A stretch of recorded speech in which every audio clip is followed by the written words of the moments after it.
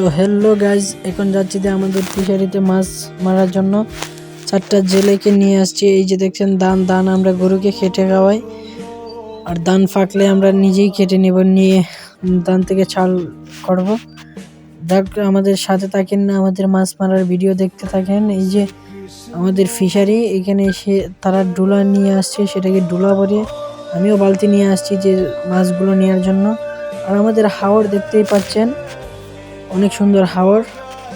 আর এই যে দেখতে পাচ্ছেন একটা নেট, এই নেটের পাশে আমাকে একদিন সাপের সাথে দেখা হয়েছিল, সেটা জাতি সাপ বলে, যেটাকে আলোচ সাপ বলে। আচ্ছা যাই হোক, এই যে আমাদের ফিশারির পাশে একটা বাড়ি, তারপর দেখা যাচ্ছে যে হঠাৎ করে দেখতেছি যে আমাদের ফিশারির দিক দিয়ে একটা অচেনা মানুষ আসছে।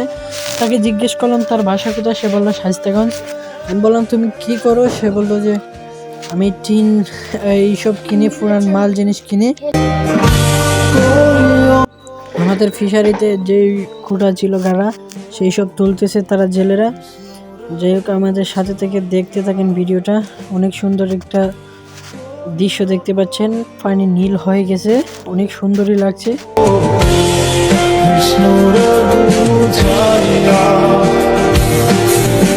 হঠাৎ করে একটা দৃশ্য চোখের মধ্যে পড়লে দেখেন, পানি অনেক সুন্দরই নাড়াচাড়া করতেছে, আর নীল রঙের পানি অনেক ঢেউ ঢেউ করতেছে। দেখতে থাকেন, অনেক সুন্দরই লাগতেছে।